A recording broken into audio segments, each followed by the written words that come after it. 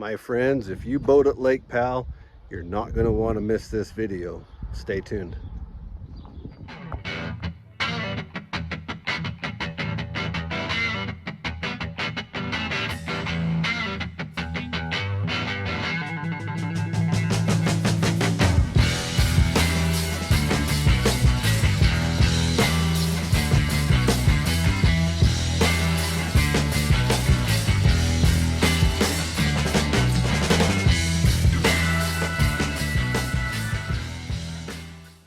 Well, this is a video that I never thought I would ever make. Let me give you a little bit of a scenario. You're a boater, you head down to Lake Powell, you're gonna have a great weekend, you go down, you have a great weekend, you're with your family, you're enjoying yourself. You understand all the rules. Before you went down, you took your quagga mussel certification, you paid your fees, you were inspected before you went on the water, and you go out and you have a great trip. Well, late Sunday night, it's time to leave and pack up and head home. So you pull the boat out of the water, it's dark, you do your due diligence, you wipe the boat down, you pack all your gear, you get the car loaded, you do a quick quagga mussel inspection as required by law, and you head to Kanab or you head to Flagstaff and you spend the night because it's late, and the next morning you get up, you jump in your rig, you pull out on the highway, and the next thing you know, there's a DWR officer pulling you over to do an inspection of your boat. He finds a quagga mussel. Did you know that if you missed it in the dark the night before and he finds it the next day, that you could be going to jail for an entire year in addition to fines?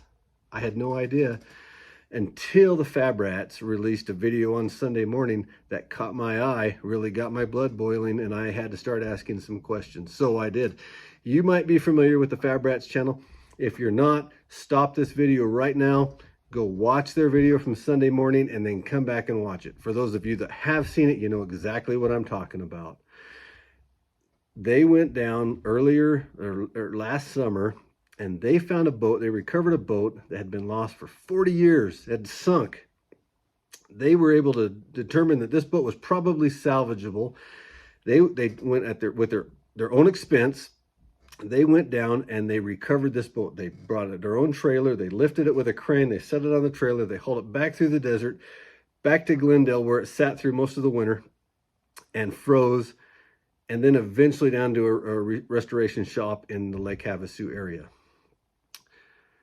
They restored the boat. They got the motor running again. It was just a really good, feel-good video, and it really endeared us to the work that the Coxes are doing there in their Glendale shop. Nobody ever would have imagined that they would find themselves in trouble with the law and facing fines and violations and jail time, all this other stuff, because they transported quagga mussels.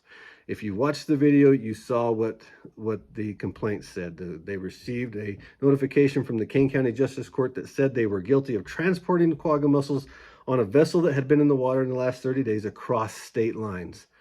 Well, I had to know, where did they break the law? This was a business who was doing a good deed. They were out there performing a service. They removed a navigational hazard and an environmental hazard from the lake, and in my opinion, was doing the work of the DWR, who is tasked, DNR and DWR, tasked with the responsibility of caring for that waterway. Never in my wildest dreams did I ever think that somebody who was going out, performing a good works, doing a good deed, would get in trouble for it. But yet here we are. And this makes the state of Utah look terrible. If you work for the DWR or the DNR, I'm sorry. This makes you look terrible. Now, we love law enforcement. Ride Utah, we love law enforcement. My own brother-in-law is the sheriff of Sevier County. I would stand in front of a bullet for any one of you guys because of what you do every single day. You lay your lives on the line. You put it all out there to protect our rights. But there are some bad apples. I really believe this guy was a bad apple. I reached out this morning to Joel Ferry, who's the director of DNR. Didn't get a response back. I reached out to the Director Shirley at the DWR. Didn't get a response back. I reached out to the governor's office. I didn't get a response back. Reached out to the legislature, who was extremely concerned about this. I did get responses back, and I did get some movement there.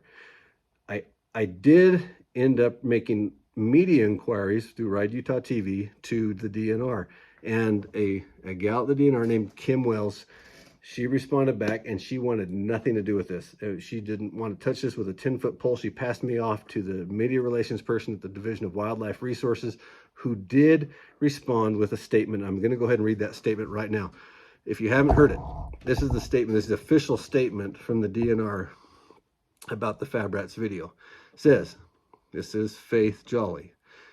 Hey, Kevin, we understand the frustrations regarding this incident. Our conservation officers work hard to enforce wildlife statutes and rules in Utah. Utah law states that mussels may not be transported in Utah in an effort to keep them from spreading to other water bodies.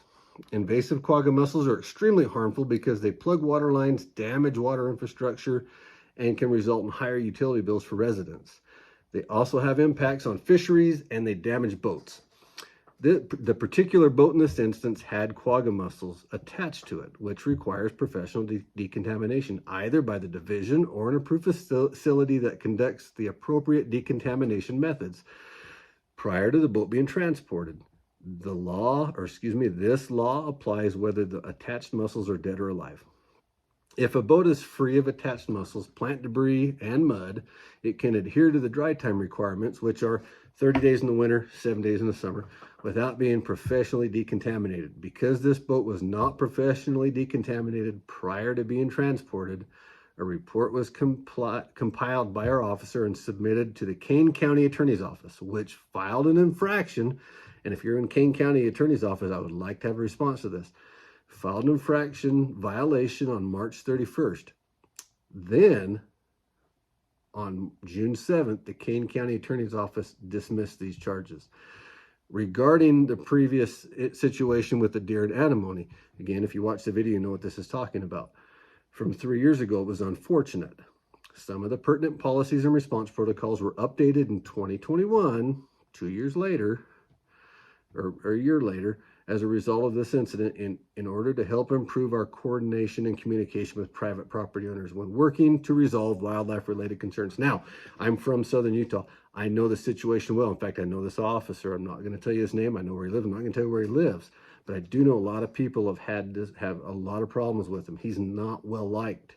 He's hardline. He doesn't use discretion, and he'll just nail anybody for any violation without any kind of discretion, even when the violation was unintended. In this instance, just like in this instance, in the Garfield County situation, this officer was determined later that he lied to the homeowner. He lied to a property owner in order to trespass on a ranch to shoot a deer that he claimed had killed a dog. The Garfield County Sheriff at the time, Danny Perkins, issued a statement and said there is no evidence that a dog had been killed in Kingston. Now, Kingston, there's only a few dozen people that live there. If a dog had been killed, you'd know it. If somebody's dog had been killed, it would have been easy to find out whose dog it was. There was no dog. So if they changed protocols in order to improve communication, I hope that protocol changed. They didn't say where they are, but I hope it was. You just don't lie to people. You have to tell the truth. I can't think of any other protocol that would have, that they could do. Anyways, they know the officer lied, and they stood behind him, and that has created a tremendous amount of distrust against the agency here in Southern Utah. I live here. I know it's there. It's a no-brainer. Everybody down here knows that nobody likes the DNR and the DWR. That's unfortunate because they do such a good work. And yet here, we're talking about an instance where the Fab Rats channel received a complaint that said they transported quagga mussels across state line on a vessel that had been in the water for the last 30 days. That part of the complaint was not addressed in this statement. My guess is that's why the King County attorney went ahead and just released them from it. They dropped those charges. Paul Cox could have walked in there with his headphones in, listening to Metallica, eating a sandwich, playing a video game, and talking to his mother on the phone and still beat these charges on his lunch break because they're so ridiculous.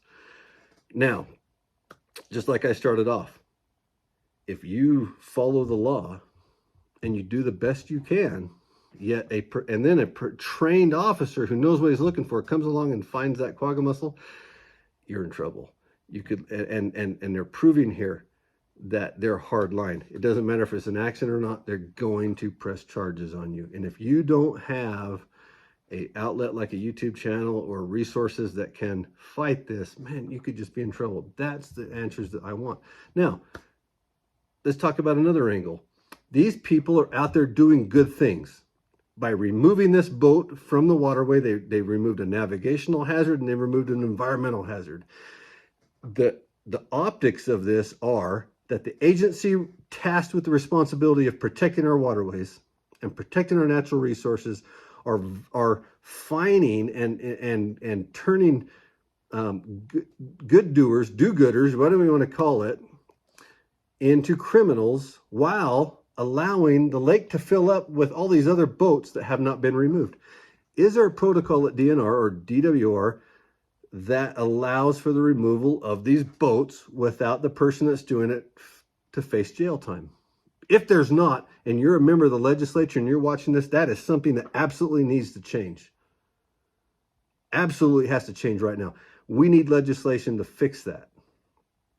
Is that why we're talking about this while all those other boats that have been sunk for years with their navigational and environmental hazards are allowed to remain on the lake?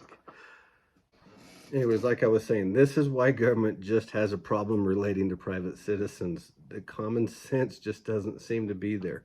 We're asking for a little bit of common sense here. On top of that, we want a response from the DWR and the DNR about why the heavy-handed tactics. There's a huge problem. There is a disconnect in rural Utah, and this is as good a time as any to address it. Why the heavy-handed tactics? If you know, please, if you have a thought on this, drop a comment. Let us know what you think. If you're a government official, you work for DNR, DWR, you have something you want to let us know, email us at rideutah.tv@gmail.com. That's rideutah.tv@gmail.com. Anyways, we love you guys. We appreciate the good work that you do, but I hope we were able to address some really some pertinent situations that as a private boater I have my own questions about, and I know a lot of members of Ride Utah now have questions about it. Something's got to change. Something absolutely has to change. Anyways, we love you guys. Thanks for watching.